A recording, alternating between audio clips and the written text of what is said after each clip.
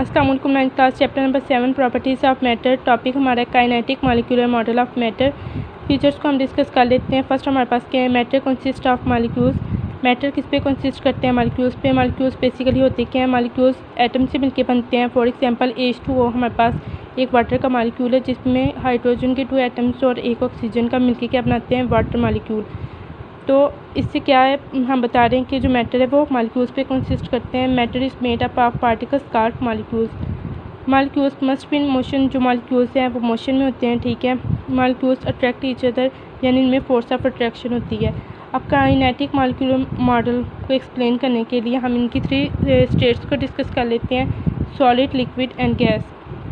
First of all solid है हमारे पास, for example spoon, pencil, table, stone, ये हमारे पास क्या है, सॉलिड। अब इनके डेफिनेट वॉल्यूम और शेप होते हैं, मीनिंग कि जो जैसे हमारे पास पेंसिल है इसकी एक शेप होगी, ठीक है, वॉल्यूम होगा, तो ये हमारे पास क्या होंगे, सॉलिड होंगे। इसके अलावा ये क्लोज होंगे एक दूसरे के, यानी जो सॉलिड के मॉलिक्यूल्स हैं, पार्टिकल्स हैं, वो एक दूसरे के बिल्कुल क्लोज साथ अटैच होंगे।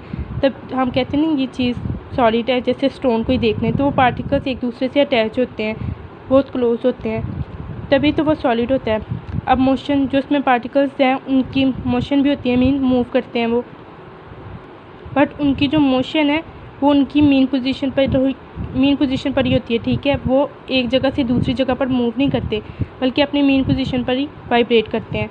तो हमने इनके अकॉर्डिंग डिस्कस करना है कि एक तो ये क्लोजनेस हो गए, मेन मॉलिक्यूल्स हो गए, ठीक है, मोशन इनकी होगी, और तीसरा हमारे पास क्या था कि वो अट्रैक्ट कर रहे हैं, यानी फोर्स ऑफ अट्रैक्शन।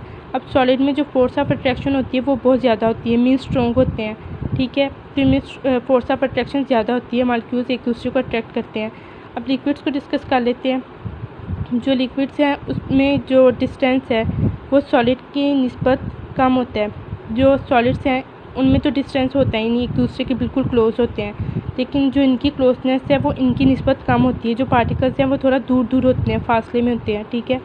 और फोर्स ऑफ अट्रैक्शन भी वीक होती है, क्यों, डिस्टेंस की वजह से। और जो वाइब्रेशन है वो भी इनकी मेन पोजीशन के अलोंग होती है। लिक्विड में जो डिस्टेंस है वो ज़्यादा होता है सॉलिड की निस्बत, लेकिन जो क्लोजनेस है वो कम होती है। उसके अलावा 4th पॉइंट में हमारे पास क्या आ गया, स्लाइडिंग लेयर्स। अब लिक्विड हम ज़ाहिर लिक्विड फॉर्म में होता है, तो हमारे पास क्या होता है, हम इसे किसी कंटेनर में, किसी चीज़ में भी डाल सकते हैं, और उसके बाद जो इसके इनमें अट्रैक्टिव फोर्स जो है वो वीक होती है। इस वजह से जो है एक दूसरे के ऊपर से ये स्लाइड कर जाती है, इनकी लेयर्स स्लाइड हो जाती हैं। इसका वॉल्यूम डेफिनेट वॉल्यूम होता है। अब हम गैसेस को डिस्कस कर लेते हैं। गैसेस में हमारे पास क्या होता है कि कोई डेफिनेट वॉल्यूम नहीं होता, ना कोई डेफिनेट शेप होती है इनकी। जो सॉलिड है उनमें तो डेफिनेट वॉल्यूम, डेफिनेट शेप होता है, लेकिन गैसेस में नहीं होती। और जो जब इन्हें हाई टेम्परेचर दिया जाता है, हाई स्पीड पे क्या होता है कि जो गैसेस के मॉलिक्यूल है वो मूव करना शुरू हो जाते हैं और इनकी वेलोसिटी भी इंक्रीज़ हो जाती है। तो इसमें हमारे पास एक तो फर्स्ट पॉइंट में एक तो डेफिनेट शेप और वॉल्यूम नहीं होता, सेकंड में मोशन एंड वेलोसिटी, जब हम मोर हाई स्पीड पे हो जाते हैं, जब इन्हें टेम्परेचर दिया जाए। क्लोजनेस जो है उससे हम कैसे डिस्कस करेंगे कि जो गैसेस हैं इसमें जो डिस्टेंस है वो बहुत ज़्यादा होता है सॉलिड और लिक्विड की निस्बत, और जो क्लोजनेस है वो बहुत कम होती है। मेन पार्टिकल्स एक दूसरे के क्लोज नहीं होते, बल्कि बहुत बहुत दूर होते हैं। तो बुक्स में इनकी तस्वीर भी दिखाई गई है कि एक पार्टिकल इधर, एक उधर, और फोर्स ऑफ अट्रैक्शन बहुत ज़्यादा वीक होती है इसमें। जाहिर है जब वो एक दूसरे से दूर होंगे तो फोर्स ऑफ अट्रैक्शन भी वीक होगी, और ये लाइटर होते हैं, गैस और सॉलिड की निस्बत लाइटर होते हैं। नेक्स्ट है हमारे पास plasma, the fourth state of matter. Plasma हमारे पास क्या है, मैटर की फोर्थ स्टेट है। जब हम गैसेस को हाई टेम्परेचर देते हैं, mean kinetic energy of A gas molecules goes on increasing if a gas is heated continuously. अगर गैस कॉन्टीन्यूसली हीट हो रही है तो जो मॉलिक्यूल्स की काइनेटिक एनर्जी है वो इंक्रीज़ हो जाएगी। तो जब हाई टेम्परेचर की वजह से गैसेस में काइनेटिक एनर्जी जो मॉलिक्यूल्स की है वो इंक्रीज़ हो जाएगी, तो क्या होगा कि जो गैस मॉलिक्यूल्स हैं वो फास्टर मूव करना शुरू हो जाएंगे। जब ये मूव करेंगे तो क्या होगा, एटम्स और मॉलिक्यूल्स जो हैं वो कोलाइड करेंगे, एक दूसरे में टकराना शुरू हो जाएंगे, और इनके टकराने के नतीजे में क्या होगा, इलेक्ट्रॉन्स जो हैं वो लूज़ कर जाएंगे एटम्स। जब जैसे फॉर एग्जांपल हमारे पास न्यूक्लियस है अंदर, उसके बाहर जो शेल है उसमें इलेक्ट्रॉन्स है, जब हम हाई टेम्परेचर दे रहे हैं, मॉलिक्यूल्स मूव कर रहे हैं फास्टर, एटम और मॉलिक्यूल्स कोलाइड कर रहे हैं, तो क्या होगा कि इलेक्ट्रॉन जो होगा जब उसे एनर्जी प्रोवाइड की जाएगी तो वो क्या होगा, उस शेल से बाहर आ जाएगा और ओपन इन्वायरमेंट में मूव करना शुरू हो जाएगा। और जो बाकी उसके नज़दीक हैं इलेक्ट्रॉन्स वो उसके अंदर ही रहेंगे।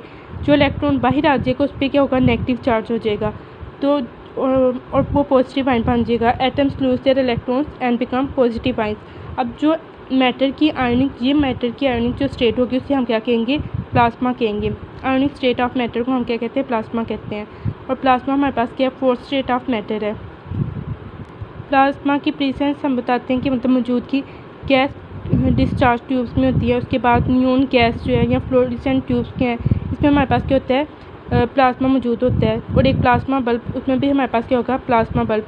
अब हमारे पास यूनिवर्स जो है उसमें मोस्ट पार्ट किसका है, प्लाज्मा का, कि उसमें जो इनकी आयनिक स्टेट की मौजूदगी की वजह से हमारे पास कहते हैं सन गैसेज, ये सब किसमें है, प्लाज्मा। जो सन स्टार्स इनमें क्या होता है, प्लाज्मा। यूनिवर्स इसका मोस्ट पार्ट वो भी क्या है, प्लाज्मा। क्योंकि जो सन गैस और गैसेज हैं वो किस में एग्जिस्ट करती हैं, उनकी आयनिक स्टेट में। और प्लाज्मा हमारे पास क्या है, हाईली कंडक्टिंग स्टेट है मैटर की। और ये जो इलेक्ट्रिक करंट है वो भी इसमें से पास हो जाता है। तो ये हमारा टॉपिक था क्लास, जिसे आपने याद करना है। Thank you.